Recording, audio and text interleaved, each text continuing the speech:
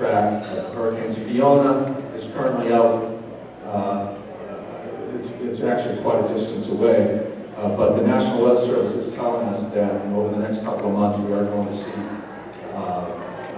increased volume and intensity of tropical storms. So we're keeping a close eye on those storms. But because of our wonderful location, being so close to the sea of power, global sea of power, in addition to the Pentagon line, and then of course the Hampton Roads region, we are susceptible or vulnerable to a variety of scenarios, emergency scenarios.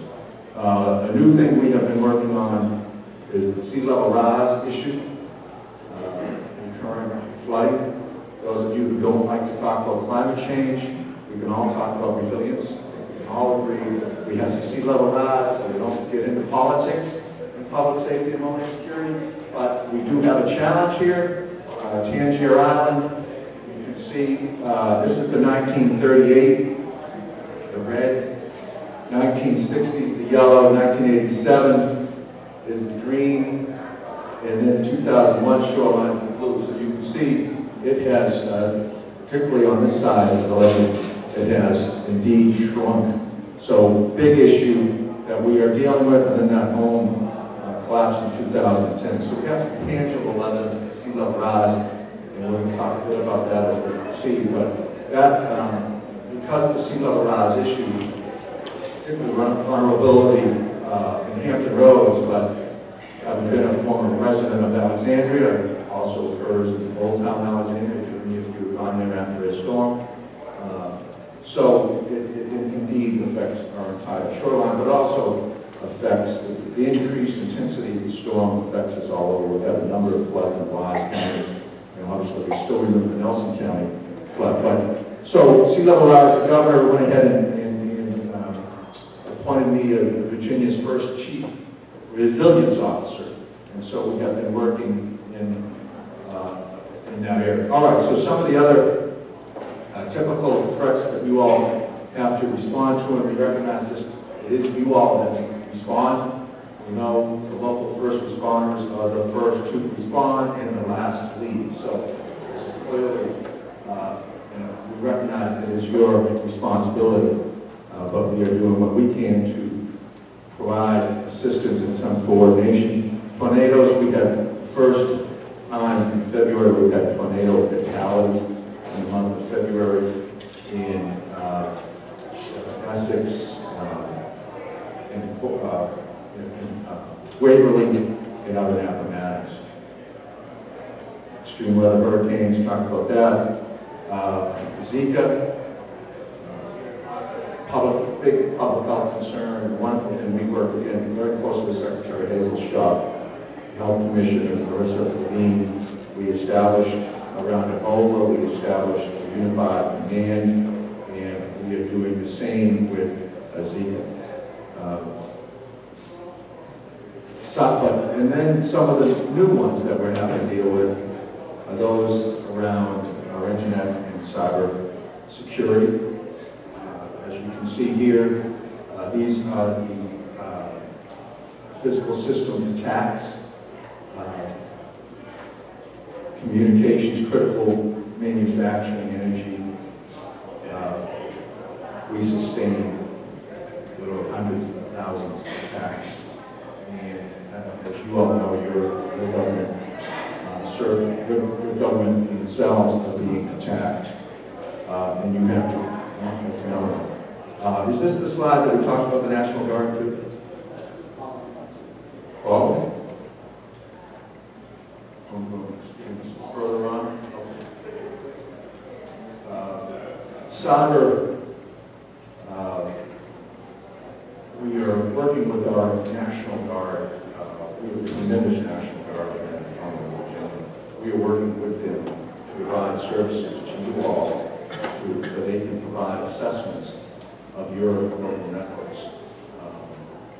We put them on state active duty, to the tune of $100,000 last year, and next year the program has been so successful. I won't name the communities that have taken advantage of this, but if you have not signed up, it's worth it. 5 days, we send out a salary processing unit to the community, and they provide assessment. It's something very unique to Virginia, and it's something we're going to continue to promote. We're very proud of this program. Something, again, very new, homegrown extremists. We love being close to Washington, D.C. We love being the location of all of these military installations, but they bring some vulnerabilities, and so a number have been terrorism in the United States. Now, I was approached about the refugees, and I've had some phone calls with individuals from counties as well about the issue. We do have an actual office of refugee resettlement. It's within the Department of Social Services. It actually comes under Secretary Hazel. But we work closely with them. As you know, a few months ago, this became a fairly kind of national issue about whether or not we're going to accept refugees or not. We got involved because the terrorism aspect of it all. If you do not have a relationship, or at least some contact with that Department of Social Services, let me know, because that is what they do. In fact, when I spoke to a number of the legislators around that issue, I encouraged them to maintain that office, regardless of the political ramifications. If you do not have that office, you do not know where the refugees are. That is important to you. Because it's non-governmental organizations that actually locate the refugees in a community. And if you don't have a state refugee resettlement coordinator, that can happen unbeknownst to you. So, regardless of the politics around that, I suggested that the legislature maintain that office so it exists so that they can communicate with you. So, if you have that issue in your community, it's Department of Social Services, Refugee Resettlement Coordinator. All right, resilience, team sport. Again, local governments being number one. All emergencies are local. We have been responding and creating what we believe to be a more resilient Virginia. Multidisciplinary, multi-competency approach, all a variety of entities. We try to get some cheap labor throughout the colleges and universities. ODU, William & Mary do a terrific job. There's a program up at George Mason as well. Of course, Virginia Tech does a lot this year. But we try to leverage all of the variety of stakeholders.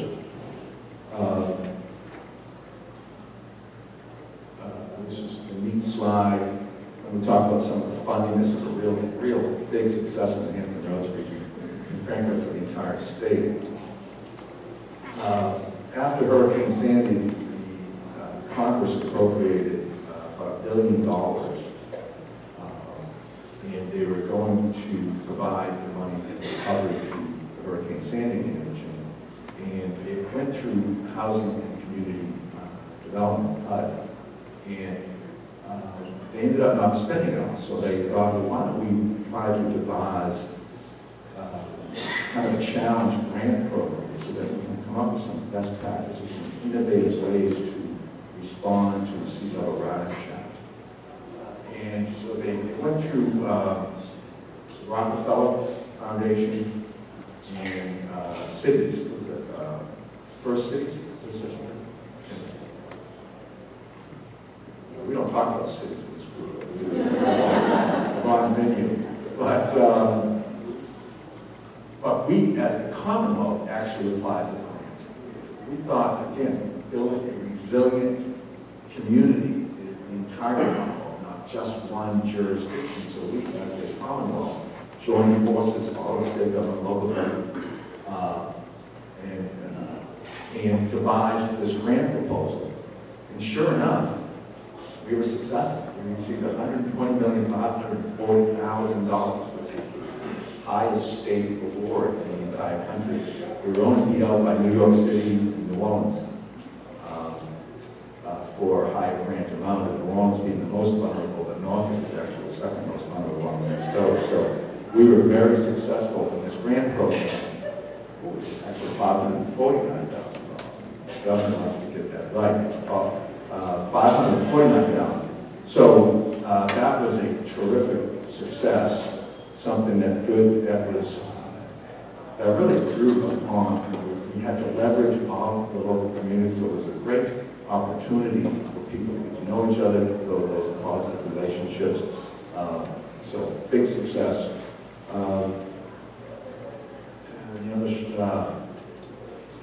So again, this is an opportunity for us to build those collaborative whole community common approaches. Okay, so here's another opportunity what we're doing for your local communities. We receive Homeland Security grants every year.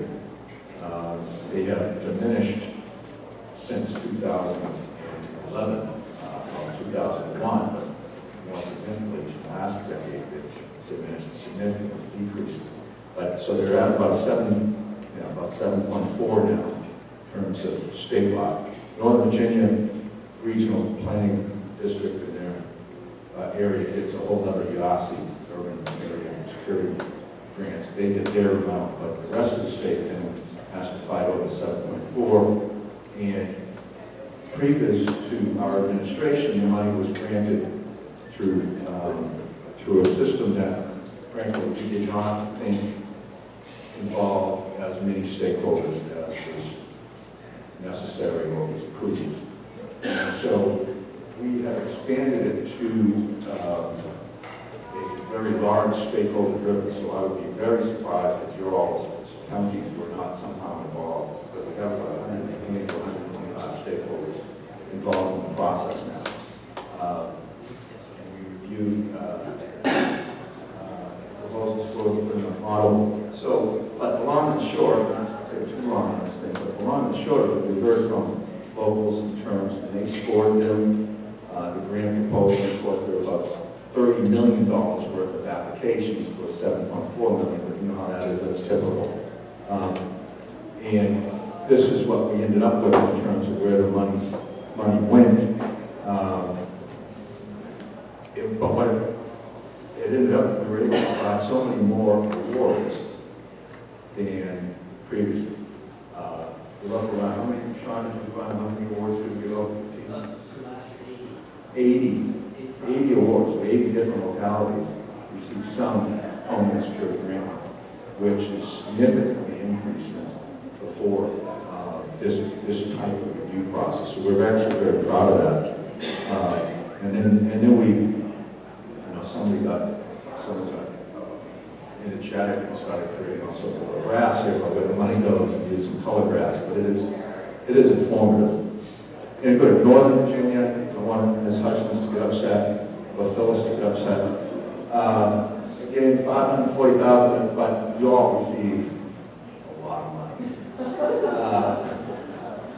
Don't be jealous of Northern Virginia now, because Langley, the Pentagon, and there's a variety, all of our internet traffic, we need protection. What's that? Goes to about 7% internet, so there is reason for them to be particularly secure. Right? We should do a graph like this for all the opiate usage. Wonder where we would be in Northern Virginia. Unfortunately, a lot of it. But so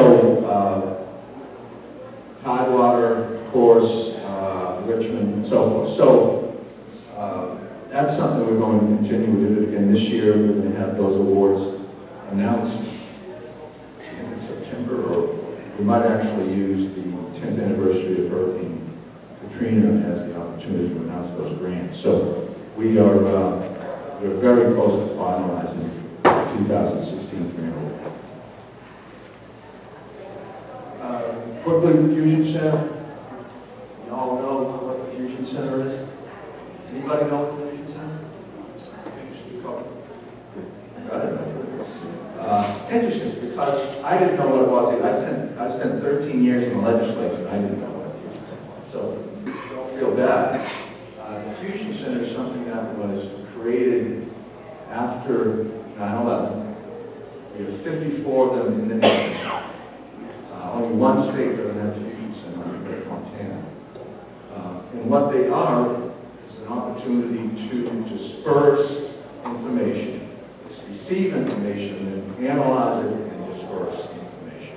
And it goes both ways. So Fusion Center, which is located in the Virginia State Police, Department of Emergency Management. They receive information from the Department of Homeland Security, FBI, there's a Joint Terrorism Task Force. They receive information from the Department of Corrections in terms of what alleged gang members are being released from prison back into the community. And so that information is really important to your local sheriff, your local police. So that information is disseminated through the Fusion Center. It fuses information. And we're very proud of it. We see awards every year for doing a good job. And as we've learned, though, we need more capability, particularly around cybersecurity. Critical infrastructure in the Commonwealth, all of the federal assets were previously mentioned, and also our private sector, Dominion, power generating energy sector, all the private sector around internet capabilities. So we need more capability around cyber and disseminating information. And so we went to the legislature last year and asked for additional analysts, and we were very successful. They provided us funding for 4 additional Fusion Center analysts. And so we're very proud of our Fusion Center, and I'm sure your local law enforcement agencies know about the Fusion Center. They do. I think they perform a pretty critical area, particularly in all of these emergencies that we're talking about. Terrorism, cyber, gang violence, the variety of types of information that they're able to disseminate. And this is something, the new Fusion Center app is see something, say something. So you can actually see something, say something, and you send it via the app. We have a 16-year-old and 14-year-old at home, so a lot of the stuff Secretary Hayes was saying, stick to truth, that's all they use those apps. Our daughter just had her 4 wisdom teeth extracted this morning, and she was having a hard time this morning. It'll be interesting to see how many opiates they prescribe, because they did prescribe hydrocodone. But another point is, as soon as she got home, totally out of it, she grabbed her phone and started FaceTiming her friends. I'm like, no, get out of it. And she's like getting her friends on the phone. She's like crying, and she's all like, she's got a puffy face. Are you kidding? You're addicted to your phone. Get off the phone. You won't want this cake. This gets on the internet, it'll be forever used. Anyway, I digress, but my goodness, these phones, they won't give them up, even when she was out of it. Anyway, so see something, said something. This is how we communicate now. So Fusion Center is keeping up with the latest and greatest technology. And then again, our cybersecurity partners.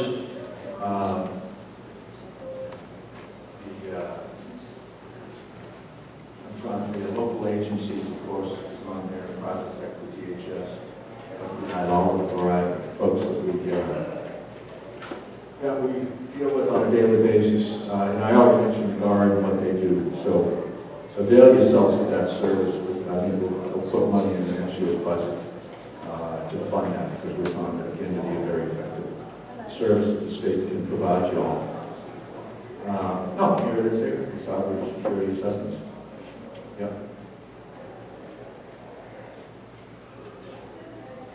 And this is where you want to talk about this. We had a FOIA exemption created last year around critical infrastructure. And then you dealt with FOIA, your meetings and so forth. I've read about those. So, I know you do. So, it's a challenge. And around critical infrastructure, we found that, boy, we might not want the plans of a particular piece of critical infrastructure being able to be publicized, and those who would seek to harm us have those very plans. And so we went about trying to protect those plans. But nothing is easy when you go to the legislature. So what we did is we put a virgin in charge. And poor Sean, it was his first time having to carry a bill. He said, Sean, you know, first we asked a freshman senator, Scott McPike, to carry the bill. And then we said a new staff member, Sean Talmadge, to help him carry the bill. See, we never really thought it would pass. And lo and behold, they were successful. Scotty McPike from Prince William, John. Yeah. And we used him. He was a volunteer firefighter, and he actually did have some. There was some method about that. It was not. It wasn't thrown in the dark at the board. We did have some method. So, Sean, you were so successful. I'm going to give you the privilege of kind of describing what we were able to accomplish, and I'll hand it over to you. Thank you, Mr. Secretary. I think you already introduced the bill quite well. But one of the things we do need to conduct is a stakeholder outreach. You and your counties need to be aware of this exemption, because this is an exemption that you can utilize when your private sector partners are sharing information with your planning departments and your first response agencies, whether it's law enforcement, fire, EMS. But it's important that we as first responders understand the capacity of our private sector partners, whether it's a security plan or a plan for a building or some other critical infrastructure, how about telecommunications. Sometimes those plans have to be shared with the locality. And we all know certain components become critical, and communicating that, making it available on the internet or through some sort of other means could jeopardize the safety of our public. So this is an exemption that you can take advantage of, and the locality should be aware of that, but your businesses should be aware of this, so they can elect the privilege of requesting protections under the FOIA exemption.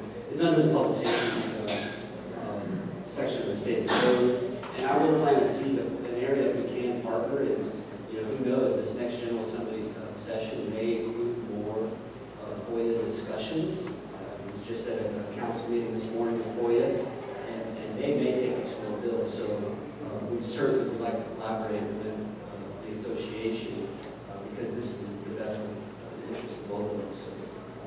And I'll be here afterwards if any questions shall we continue? So one question that we were asked to present on is some interoperability questions and emergency communication. I think this is something of interest for the association, and I think Ms. O'Bannon is here. Sorry, there she is. And just to let you know, we want to thank Ms. O'Bannon for volunteering. Maybe she's voluntold by y'all. She is your representative to the statewide interoperability executive committee, which is Virginia is known as a leader in interoperability emergency communications. The SIEC has been resting gently in the background, but the administration has quickly recognized its importance and role, and we've developed a strategy where our SIEC is not tied to administration. It's going to move forward in a sustainable way. For example, the primary Virginia staffing official is now a career VDEM employee. His name's Tom Gagnon. He can't be here today, but he kind of provides primary staff to this group, and we've re-energized the SIC. It's a huge win. And the next thing that this body is going to do is begin to work on what is the Virginia strategy for interoperability and our published plan, which will inform government officials on recommendations, not only for potential funding requirements, policy, but also, hey, what is interoperability need to look like in the future? One thing we need to highlight today is Comlink is Virginia Virginia's interoperability solution, we're required to have some sort of emergency communication interoperability solution. And some may say, well, what is that? And a really good example, right here in Richmond, this is the Central Virginia region, in which every region is experiencing this, requirements to upgrade public safety radio networks to meet a variety of FCC regulations. And here in Central Virginia, Hanover County has one of the newer radio systems, but the other radio systems in the Central Virginia region can now no longer communicate with Hanover. So now, because of FCC codes and regulations, all this end of life of equipment, other portions of the Central Virginia region are investing large capital dollars to upgrade their systems. Part of that, the advantage of doing that is, hey, now I can come up to the greatest technology, and I can meet and start to communicate a little easier with my partners. But that, because technology changes so rapidly, this interoperability challenge will always be there. So Comlink is a pretty cool tool. What it does is your PSAT, your 911 center, has a computer that's hooked up to your radio system, and it just converts that voice information into little electrons. Thank God for the internet. And it starts shooting that information on the internet to the other PSAT that they're trying to communicate with. And then it converts on the far end and puts them on the radio. So now Hanover can talk to Chesterfield, or a federal agency can speak with a local law enforcement during a multi-jurisdictional response. So that's interoperability in Comlink in a nutshell. Now, the challenge is Comlink didn't have a sustainable funding source. So we're in a bit of a crisis right now, identifying a funding source to continue this technology. State agencies are working together to get that funding secured as we speak. But there will be discussions in the future. I would encourage you to use SummitMoran16 to communicate recommendations to the SIPC as they look forward to the long-term sustainability of Comlink. It is a great program. It's just about every agency in Virginia, a user or has been influenced by the program. So it's something we need to be very careful with. The next is a new emerging technology, and I'm beginning to wrap up the presentation now. But everyone has anyone heard of FirstNet? This was Ann, of course, right? So, well, this is why I'm here today. So the federal government has said, hey, interoperability is a requirement, but hey, how are we sharing information with our first responders? And what we're seeing is a greater reliance on broadband. And we had, I really appreciate some comments earlier, gentlemen talking about broadband and the importance of it for business development. But guess what? Fire trucks are pulling so much data down now for emergency response plans. In Rico, for example, everyone in their fire trucks has a broadband card in their truck, and they're using gigabytes daily in their truck. And so the access to broadband is a very powerful tool. It gives me information, I can take pictures, I can send it back. The folks in the back of the ambulance are usually speak with the doctor almost lifetime with a video chat. They get an opinion with a picture. So this is a great benefit. And what FirstNet will do is provide a dedicated wireless network for first responders. And we all know during a disaster, cell phone towers go down, I can't call. And it blocks the use of data. And that's what FirstNet is trying to do. The goal is to provide a nationwide network for dedicated first responders. And the way they're doing it, we've got a bunch of numbers and information up on the slide, is they auction off a portion of the spectrum, frequency spectrum, and the government used the excess sales to pay for this. And they believe the $7 billion seed will be sufficient to start the network. This is an area that we see a challenge. In Virginia, we're watching this process grow, and soon a proposal will come to Virginia. But let's think about it. Verizon last year in Virginia alone spent $1 billion on their wireless network for maintenance overhead. So we're going to watch this very closely and see how it goes. Here's another slide, and I'll continue to highlight some information.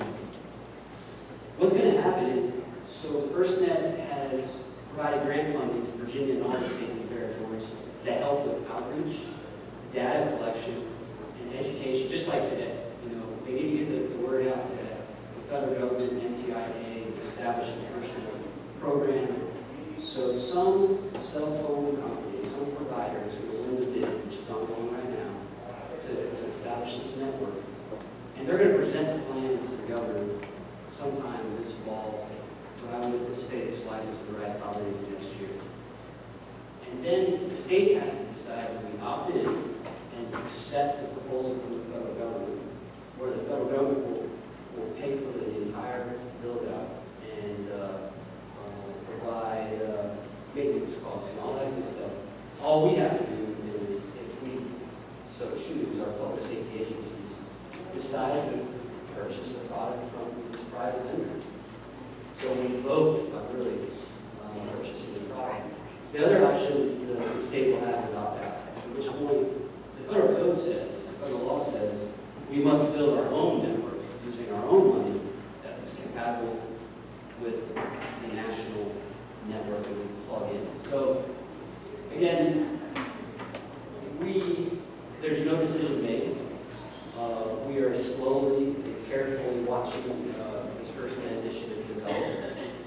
We're going to use the SIDC as the primary body to gather information. So you know, that committee has 30-some representatives from public safety and organizations like yourselves to make sure we have the voice of everyone heard. So we're a little slow in that. But let me emphasize one thing. The concept is great. Public safety could benefit from dedicating that. We're just a little concerned in how this is going to roll out. Is the coverage going to be equitable? Is it going to be cost effective? So those are some of the questions we have. And if you do ask us some questions, we do have Chief Charles Warren, he's with the Department of Emergency Management, he's a senior advisor over there, and one of our experts with FirstNet. Of course, I mentioned Tom Gagnon as well. You'll probably see him around, and then we have your representatives as well. So with that, Mr. Secretary. We have a couple of minutes for any questions if you might have on any of the subject we have to try to answer them before we push off the stage. Any questions? Another sobering presentation. Glad you have us. You know, just to let you know.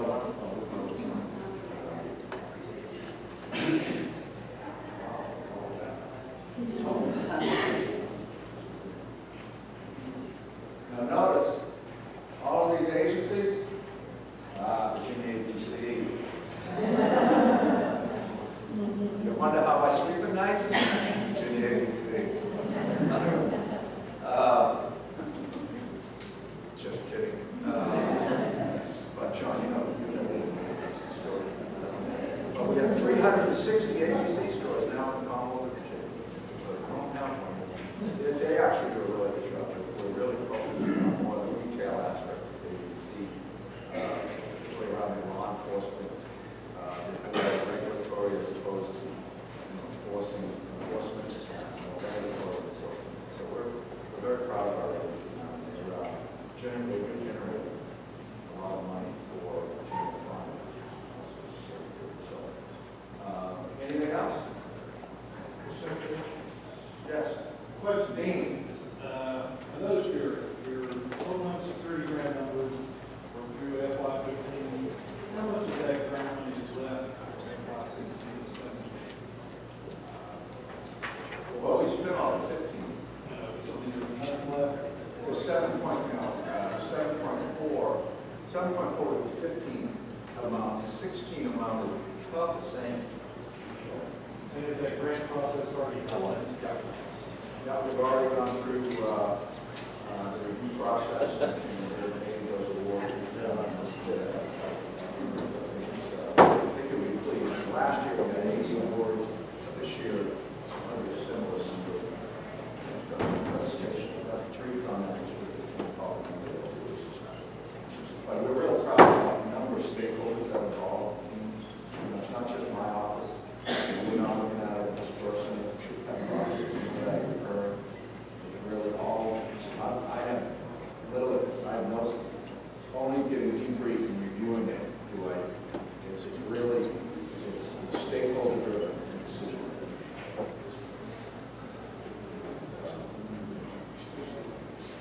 All right, seeing no questions, really appreciate having the opportunity to come out and we talk to you all. If you have any questions,